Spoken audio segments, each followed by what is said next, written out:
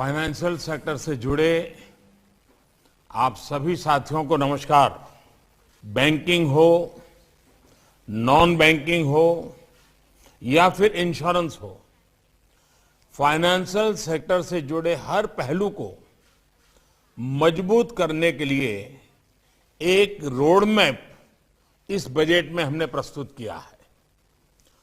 Public sector से जुड़े संस्थानों को हम ताकतवर बनाएंगे और कैसे बनाएंगे, प्राइवेट सेक्टर के पार्टिसिपेशन का विस्तार कैसे करेंगे, इसकी भी एक झलक इस बजट में आप देखते हैं।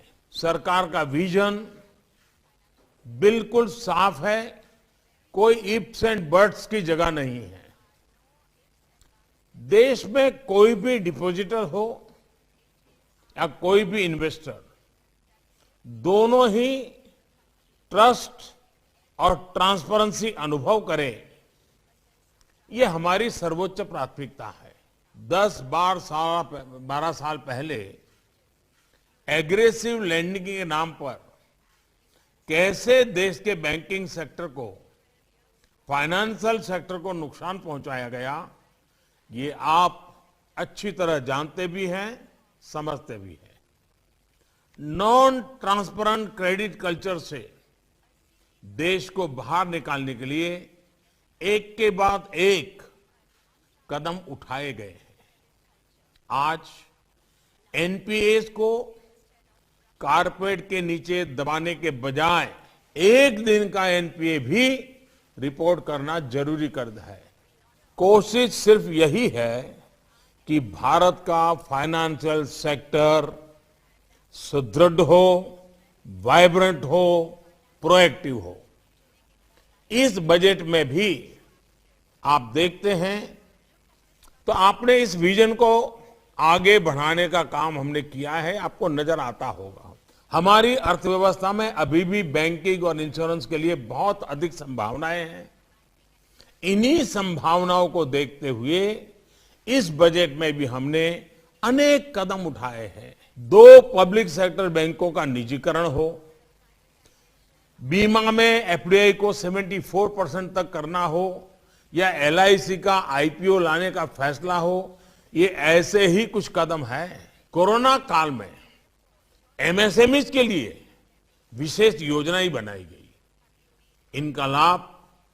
इनका लाभ उठाते हुए करीब 90 लाख उद्यमों को 2.4 ट्रिलियन रुपए का क्रेडिट मिल चुका है। एमएसएमईज और स्टार्टअप्स को सपोर्ट करना, इन तक क्रेडिट फ्लो का विस्तार करना आप भी आवश्यक समझते हैं।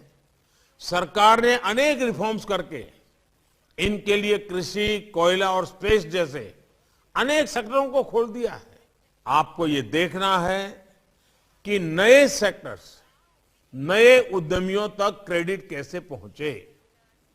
नए स्टार्टअप्स और फिनटेक के लिए आप नए और बेहतर फाइनेंशियल प्रोडक्ट्स तैयार करने पर फोकस करें। आज देश में 130 करोड़ लोगों के पास आधार कार्ड, 41 करोड़ से ज्यादा देशवासियों के पास जनधन खाते हैं। इनमें से करीब 55% जनधन खाते महिलाओं के हैं और इनमें करीब 1.5 लाख करोड़ रुपए जमा है। यूपीआई से हर महीने एवरेज 4 लाख करोड़ रुपए से अधिक का लेन देन हो रहा है और रुपे कार्ड की संख्या भी 60 करोड़ पहुंच चुकी है।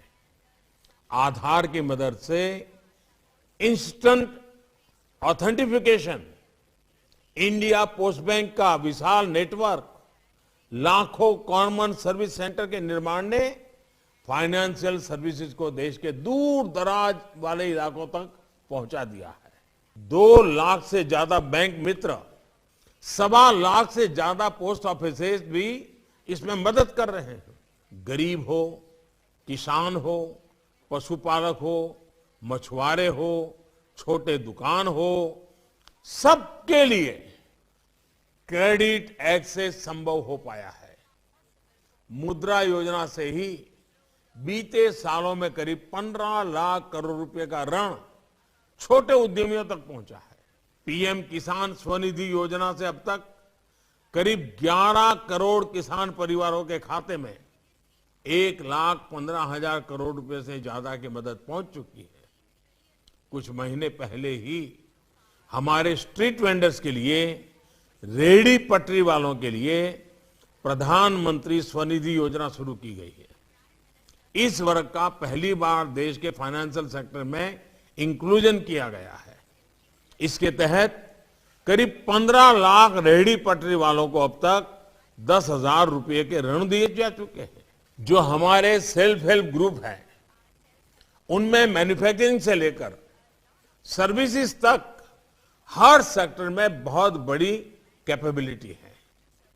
ये ऐसे ग्रुप्स हैं जिनका क्रेडिट डिसिप्लिन हमेशा आपने अनुभव किया है बहुत बेहतरीन रहता है।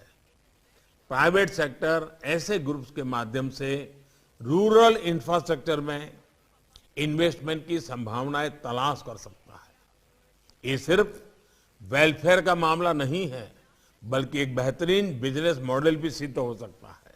भारत का फिनटेक मार्केट अगले 5 सालों में 6 ट्रिलियन से ज्यादा होने का अनुमान है। हमारा फाइनेंशियल सिस्टम मजबूत हो, इसके लिए अपने बैंकिंग सेक्टर को सशक्त करने के लिए भी सरकार कमिटेड है।